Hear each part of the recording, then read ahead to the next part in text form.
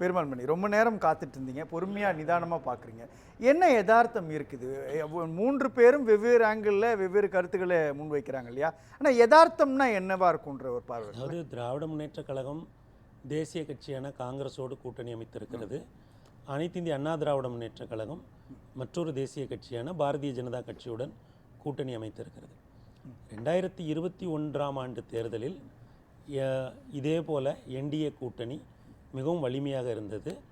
அந்த தேர்தலில் மத்தியில் இருந்த ஆன்டி இன்கம்பன்சி, மாநிலத்தில் இருந்த ஆன்டி இன்கம்பன்சி இரண்டுக்கு எதிராகவும் திராவிட முன்னேற்றக் கழக கூட்டணி களமாடியது.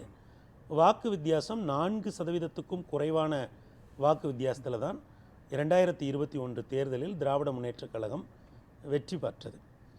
ஆனால் 2021க்கு பிறகு வந்த பாராளுமன்ற தேர்தலில் அனைத்து இந்திய அண்ணா திராவிட முன்னேற்றக் கழகம் என்டிஏ கூட்டணியிலிருந்து வெளியே வந்துவிட்டது. அது தேமுதிகவுடன் மட்டும் கூட்டணி அமைத்து போட்டியிட்டாலும் அனைத்து இந்திய அண்ணா திராவிட முன்னேற்றக் கழகத்தின் மிக முக்கியமான அங்கமாக இருந்த, இன்னும் சொல்லப்போனால் அதன் ஒருங்கிணைப்பாளராக இருந்த ஐயா ஓபிஎஸ் அவர்கள் தனியே பிரிந்து சென்று என்டிஏ கூட்டணியில் இணைந்து கொண்டார். அதிமுகவிலிருந்து பிரிந்து சென்ற ஒரு சக்தியான அமமுகவும் என்டிஏ கூட்டணியில் போட்டியிட்டது. இப்படி என்டிஏ கூட்டணி, அஇஅதிமுக கூட்டணி, திமுக கூட்டணி என்று மும்முனை போட்டி, அல்லது நாதகவையும் சேர்த்தோம் என்றால் 4 முனை போட்டியில் வைகை நதி தீரத்திலும் தாமிரபரணி நதி தீரத்திலும் உள்ள 7 தொகுதிகளில் அனைத்து இந்திய அண்ணா திராவிட முன்னேற்றக் கழக கூட்டணி இதுவரை இல்லாத வகையில் 3வது இடத்திற்கு வந்தது. 2ஆம் இடத்தை என்டிஏ கூட்டணி பெற்றது. அப்போ அரசியல் பார்வையாளர்கள் அல்லது தேர்தல் முடிவுகளை தொடர்ந்து நெருக்கமாக கவனித்து வருகிறவர்களுடைய பார்வை என்னவாக இருந்ததென்றால், தென் மாவட்டங்களில் அனைத்து இந்திய அண்ணா திராவிட முன்னேற்றக் கழகத்திற்கு இப்படி ஒரு சறுக்கல் ஏற்பட்டதற்கு ஐயா ஓபிஎஸ் தலைமையிலானவர்கள் பிரிந்து சென்றது ஒரு காரணம் என்று சொல்லப்பட்டது. அதற்கான உள்ளொதுக்கீடும் அதுவும் சேர்த்துக்கிறாங்க. இல்லை, அது 2024 தேர்தல் தானே. ஏன்னா அவங்க அந்த 10% தான் அவங்க 2021லேயே சொல்லிட்டாங்கல்ல. ஆக அதற்கு பிறகு அனைத்து இந்திய அண்ணா திராவிட முன்னேற்றக் கழகமும் பாரதிய ஜனதாவும் கூட்டணியாக அறிவித்து விட்டார்கள். ஆனால் 2021 என்டிஏ கூட்டணியில் இருந்த தேமுதிகவோ பாட்டாளி மக்கள் கட்சியோ இன்னும் தங்களுடைய கூட்டணி முடிவுகளை சொல்லவில்லை. ஆனால் அதே நேரத்தில் 2024இல் என்டிஏ கூட்டணியில் இருந்த அமமுகவும் ஐயா ஓபிஎஸ் அவர்களும் தாங்கள் என்டிஏ கூட்டணியில் தான் நீடிக்க விரும்புவதாக தங்களுடைய ஆவலை வெளிப்படுத்துகிறார்கள். ஆனால் அதை அனைத்து இந்திய அண்ணா திராவிட முன்னேற்றக் கழகம் இதுவரைக்கும் உறுதிப்படுத்தவில்லை அல்லது ஏற்கவில்லை. இன்னும் சரியாக சொல்லலாம், அதை அக்னாலஜ் பண்ணலை என்று சொல்லலாம். சமீபத்தில் ஐயா ஓபிஎஸ் அவர்கள் தன்னுடைய அந்த உரிமை காக்கும் அணியோடு, தொண்டர்கள் அணியோடு கூடிய பொழுது கூட அவர் என்ன சொல்ல, எங்களுடைய நோக்கம் அஇஅதிமுகவில் இணைவது தான், ஆனால் சூழல் அதற்கு கனிந்து வரவில்லை, எந்த விதமான நிபந்தனைகளும் இல்லாமல் அந்த அணியில் அஇஅதிமுகவில் தான் இணைவதற்கு தயாராக இருப்பதாகவே தன்னுடைய நோக்கத்தை அவர் வெளிப்படுத்துகிறார். இப்போது அந்த 2021 தேர்தலில் இருந்த என்டிஏ கூட்டணி 2024 தேர்தலிலும் இருந்திருக்குமே. ஆனால் ஏனென்றால் அது மத்திய அரசுக்கான தேர்தல். ஐயா மோடி அவர்களை ஒரு பிரதமர் வேட்பாளராக அவர்களால் முன்னிறுத்தி இருக்க முடியும். அப்படியாப்பட்ட சூழலில் நிச்சயமாக இந்த முடிவுகள், இந்த அரசுக்கு மீதான ஆன்டி இன்கம்பன்சி இதெல்லாம் சேர்ந்து முடிவுகள் எப்படி வேண்டுமானாலும் போயிருக்கலாம். நீங்கள் சொல்கிறது எனக்கு புரியுது. ஆனால் இந்த இடத்திட்ட எழக்கூடிய கேள்வி, ஒரு பக்கம் டிடிவி தினகரன் என்டிஏ கூட்டணியில் இருக்கிறாரா அப்படின்றத உறுதி செய்ய மறுக்கிறார் இபிஎஸ். இன்றைக்கு கூட செய்தியாளர் கேட்குறப்போ ஏன் அமமுகவையோ அல்லது உங்கள் பேரையோ உச்சரிக்காமல் கூட ஒரு தேர்தல் பரப்புரையை செய்கிறாரு அப்படின்றப்போ அந்த கேள்வி நீங்கள் அவர்கிட்ட தான் கேட்கணுன்ற ஒரு ஜென்யூன் பதிலை ஒரு டிடிவி தினகரன் சொல்கிறாரு. அதே மாதிரி ஓபிஎஸ் உடைய சூழல் என்னன்னு தெரியல, பாமகவுடைய நிலை என்னன்னு தெரியல, ஜான் பாண்டியன் என்டிஏ கூட்டணியில் இருக்கிறாரா, அதிமுக பாஜக இருக்கக்கூடிய இந்த என்டிஏ கூட்டணியில் கூட இவ்வளவு குழப்பங்கள் இந்த பக்கம் இருக்கும் பொழுது எந்த நம்பிக்கையில் பயப்படுறாங்க திமுக அப்படின்ற ஒரு வார்த்தை. ஒருவேளை 2021 போல எல்லா கட்சிகளும், ஏனென்றால் இந்தியன் எக்ஸ்பிரஸ் பத்திரிகைக்கு கொடுத்த பேட்டியில் ஐயா அமித்ஷா அவர்கள் தெளிவாக சொல்கிறார், நாங்கள் எல்லாரையும் ஒரு சிங்கிள் பிளாட்ஃபார்மில் கொண்டு வர்றதுக்கு. ஏன்னா அவங்க என்ன கேட்குறாங்கன்னா, ஒரு மல்டி கார்னர் கண்டெஸ்ட் வந்துடாதா, ஏன்னா அவங்க பிரிஞ்சு இருக்கிறது தான் குறிப்பிடுறாங்க. அப்போ ஐயா என்ன சொல்கிறாங்கன்னா, நாங்கள் ஒரு சிங்கிள் பிளாட்ஃபார்மில் கொண்டு வர்றதுக்கு நாங்கள் தொடர்ந்து முயற்சி செய்வோம்.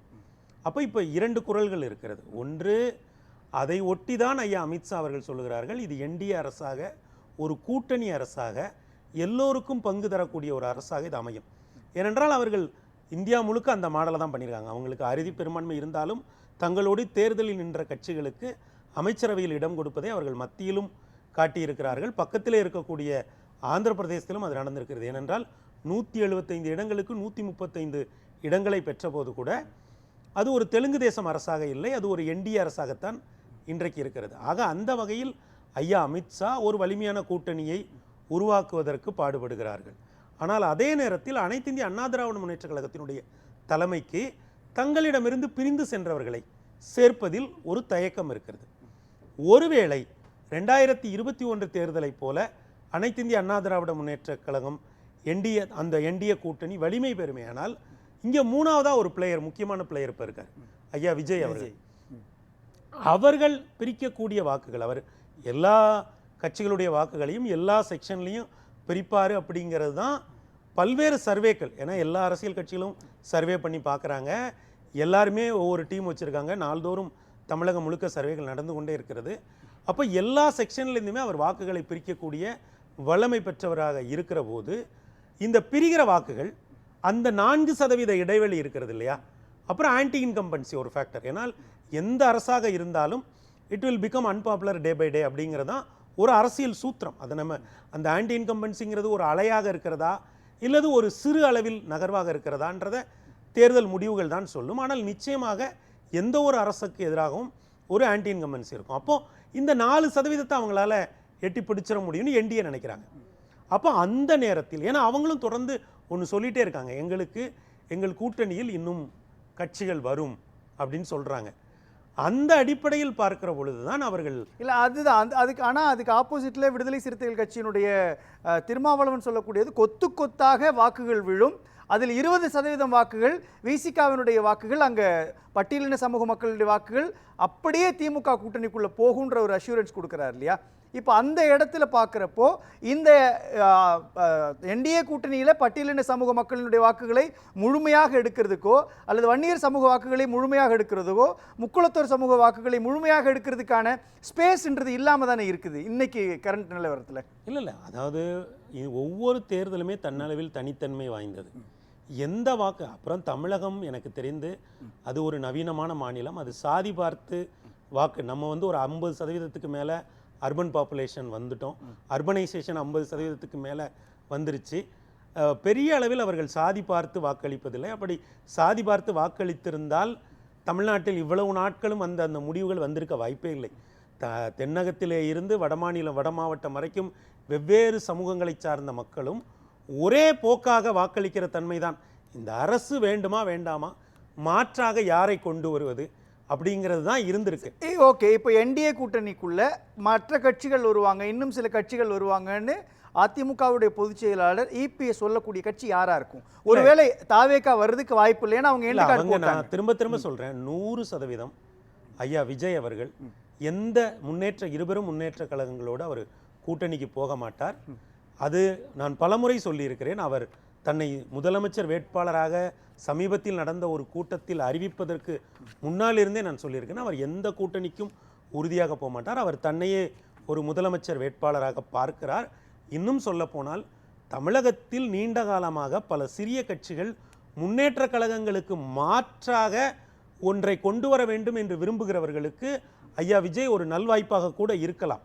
ஏனென்றால் இருவரும் முன்னேற்ற கழகங்களின் மீது இருக்கக்கூடிய அதிருப்தி, இதற்கு முன்னால் முன்னேற்ற கழகங்களை வழிநடத்திய அம்மா ஜெயலலிதா, ஐயா கலைஞர் போன்ற மிகப்பெரிய ஆளுமைகளாக இன்றைக்கு முன்னேற்ற கழகங்களை அந்த இடத்தை இவங்க இன்னும் எட்டி பிடிக்கலன்னு தான் நான் கருதுகிறேன். ஆக அப்படியாப்பட்ட சூழலில் ஐயா விஜய் அவர்களால் இந்த தேர்தலில் மிகப்பெரிய தாக்கத்தை ஏற்படுத்த முடியும். ஆனால் கூட்டணிகள் எப்படி அமைகின்றன, பெர்செப்ஷன் வாரில் யார் முன்னாடி போகிறா, அப்புறம் இன்னொன்று என்னென்னா தமிழ்நாட்டினுடைய ரியல் இஷ்யூஸை யார் பேசுகிறா,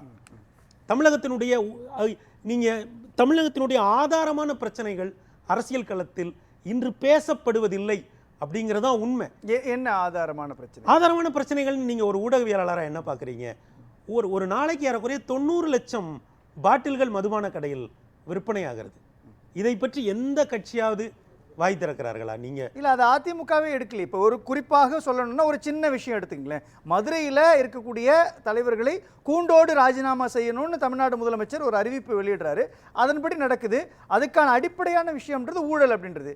இதே ஒரு பாஜகவோ அல்லது அதிமுகவோ முதன்மையாக எடுத்து பிரச்சாரம் செய்யாத பொழுது எந்த நம்பிக்கையில இவங்க பயப்படுறாங்கன்னு சொல்லுவாங்களோ, அல்லது 2026ல அதிமுக என்டிஏ கூட்டணி ஆட்சிக்கு வரும்னு சொல்ல முடியும். இப்போ எதிர்க்கட்சியாக இவங்களே உங்களுடைய ரோல் செய்யல. நீங்க சொல்றது முக்கியமான பிரச்சனை. ஐயா அமித்ஷா அவர்களும் தன்னுடைய பேட்டியில் அதுதான் சொல்றாரு. என்னன்னா, அவர் தொடர்ந்து ஒரு ஊழலை பட்டியலிடுகிறார். அதாவது மதுபான ஊழல், மணல் ஊழல், பிறகு போக்குவரத்து துறையில் இருக்கக்கூடிய ஊழல், பள்ளிக்கல்வித்துறை ஊழல் என்று ஒரு பெரிய பட்டியலை அவர் கொடுக்கிறார். ஆனால் அதை பற்றி தமிழக பாஜகவே பெரிதாக பேசாமல் இருக்கிறார். நீங்க தமிழகத்தில் அவர் என்ன சொல்கிறாருன்னா, அவர்கிட்ட கேள்வி கேட்கிற போது அவர் சொல்கிறார், இந்த தேர்தலில் எது பிரதான இஷ்யூன்னு கேட்குறாங்க. அப்போ அவர் சொல்கிறார், அங்கே இருக்கக்கூடிய ஒரு மிகப்பெரிய அளவிலான ஊழல் தான் இந்த தேர்தலின் பிரதான பிரச்சனை என்று ஐயா அமித்ஷா சொல்கிறார். ஆனால் நீங்க உங்களுக்கு நினைவு தெரிந்து பாஜக ஏதாவது ஊழலுக்கு எதிரான ஒரு போராட்டத்தையோ நடத்தி நாம் பார்க்க முடியவில்லை. ஆனால் வட இந்தியாவில் இருக்கக்கூடிய ஒரு இந்தியாவின் மிகப்பெரிய தலைவரான ஐயா அமித்ஷா அவர்கள் பல்வேறு தேர்தல்களில் தன்னுடைய ஸ்ட்ராட்டஜியால் வென்ற அவர்கள் ஊழல் ஒரு பிரச்சனைன்னு சொல்றார். இங்கே அதை பற்றி யாருமே பேசுவதில்லை. அப்ப அதிமுக பாஜக யதார்த்தத்துக்குள்ள இல்ல, தமிழ்நாட்டினுடைய அரசியல் களத்துக்குள்ள இன்னமும் த ரியல் இஷ்யூஸ் அது பேசப்படவில்லை. இது இப்போ நிச்சயமாக இது ஒரு 4 முனை போட்டியை நோக்கி போகிறது. அண்ணன் விஜய் அவர்கள் என்ன சொல்றாரு, நான் என்னோட கூட்டணிக்கு வருகிறவர்களுக்கு ஆட்சி அதிகாரத்தில் பங்கு கொடுக்குறோன்னு சொல்லிட்டாங்க. என்டிஏ என்ன சொல்லிட்டாங்க, எங்களோட கூட்டணியில் வருகிறவர்களுக்கு ஆட்சி அதிகாரத்தில் பங்கு கொடுக்குறோன்னு சொல்லிட்டாங்க. அப்போ 2 பேர் பங்கு கொடுக்குறோன்னு சொல்லிட்டாங்க. இந்த 4 முனை போட்டியில் மக்களை நேரடியாக பாதிக்கிற ஆதாரமான பிரச்சனைகள், நீங்க அந்த பிரச்சனைகளை தமிழக அரசியல் களம் ஏன் பேசாமல் தவிர்த்து கொண்டே வருகிறார்கள்? அப்புறம் இன்னொன்றையும் நாம் கவனிக்க வேண்டியதாக இருக்கிறது. திராவிட முன்னேற்ற கழகம் கடந்த 10 ஆண்டுகளாக எதிர்க்கட்சியாக இருந்த பொழுது அவர்கள் குறிப்பாக அந்த 8 வழிச்சாலை பிரச்சனைக்கு எதிராக எவ்வளவு தீவிரமாக களமாடினார்கள். ஒரு ஊடகவியலாளர்களாக நமக்கு தெரியும். அதாவது எவ்வளவு ஃபீட் பண்ணாங்கன்னு நமக்கு தெரியும் இல்லையா? எவ்வளவு தகவல்களை ஊடகவியலாளர்கள் இந்த விவகாரத்தில் இப்போ இந்த பரந்தூர் விமான நிலையம் விஷயத்தில் நீங்க பாருங்களேன், அந்த அளவுக்கு தீவிரமான போராட்டத்தை இன்றைக்கு நான் ஒரு ஒப்பீட்டுக்காக சொல்கிறேன். அன்றைக்கு எதிர்க்கட்சியாக இருந்த திராவிட முன்னேற்ற கழகம் எவ்வளவு தீவிரமாக 8 வழிச்சாலை பிரச்சனையில் போராடினா, ஏன் அதை 8 வழிச்சாலைன்னு சொன்னா, அது மத்திய அரசும் மாநில அரசும் இணைந்து செய்யக்கூடிய ஒரு திட்டம். அதே போல பரந்தூர் என்பது மத்திய அரசும் மாநில அரசும் இணைந்து செய்யக்கூடிய ஒரு திட்டம்.